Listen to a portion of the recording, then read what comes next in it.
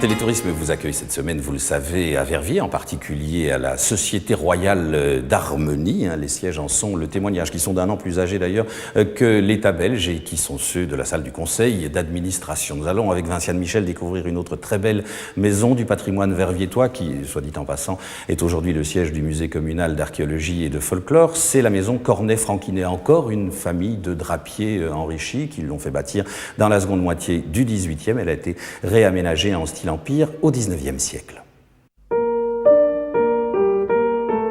À l'époque de l'Empire, Verviers a été très attaché, pour des raisons plus financières que sentimentales, je dirais, a été très attaché à l'empereur parce que c'est vraiment sous Napoléon et même grâce à Napoléon que l'industrie textile est devenue quelque chose d'aussi extraordinairement florissant chez nous.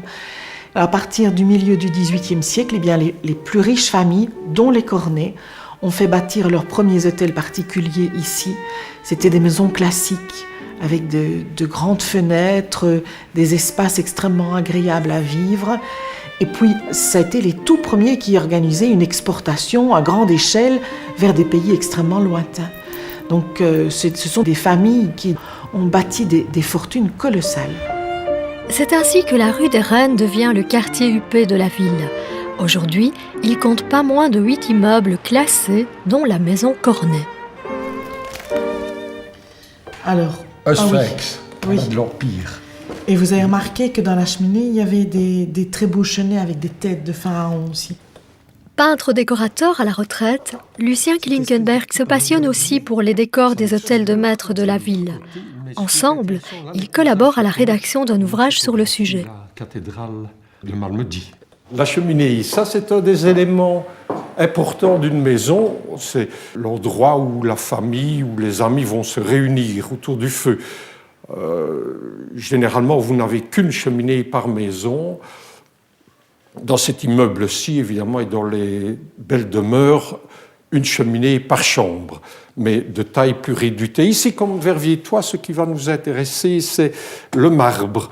Il provient vraisemblablement d'une carrière près de chez nous, de Theux. C'est une cheminée empire, c'est la période classique. Mais un petit élément que vous ne reverrez jamais que dans l'Empire, c'est les emprunts à l'art égyptien, ici le sphinx. D'autres pièces de style empire trouvent également leur inspiration dans le répertoire décoratif de l'Antiquité. Effectivement, nous avons ici un registre décoratif qui est vraiment très inspiré par l'Antiquité grecque et romaine. C'est la fin du néoclassique. En fait, le néoclassique va commencer avec la redécouverte de Pompéi et d'Herculanum au milieu du XVIIIe siècle, mais après le style Louis XVI, qui en est le début, qui est un style très féminin, très élégant, on va avoir différents épisodes, et la fin du néoclassique, c'est un style beaucoup plus majestueux, beaucoup plus impérial, et pour cause, puisque c'est le style du Premier Empire. Il y a aussi dans le musée plusieurs meubles tout à fait caractéristiques, avec ces bois exotiques polis, souvent des très beaux bois, pratiquement toujours décorés de laiton à l'époque empire. Et nous avons ici deux jolis exemples. Un qui est un semainier avec ses 7 tiroirs dans lesquels on mettait une partie de ce que nous appellerions maintenant la lingerie au fond, et qui non seulement est décoré de toute une série de petites choses très empires comme les palmettes, mais en plus d'un petit garçon et d'une petite fille qui ont le costume typique de l'époque. Et puis il y a aussi un beau piano forte du début du XIXe siècle. Il a été conservé et employé pour le portrait d'une des fillettes. Et derrière elle, on reconnaît très bien le piano qui est dans la salle. Et nous avons la chance d'avoir les deux, l'un en dessous de l'autre.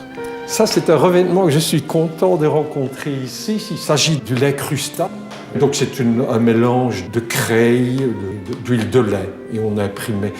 Maintenant, c'est quand même toujours dans les catalogues des collections le plus pointu. Prendre le temps de redécouvrir des intérieurs d'une autre époque, comme autant d'interprétations du beau et du bon goût, c'est aussi remettre à l'honneur des savoir-faire du passé.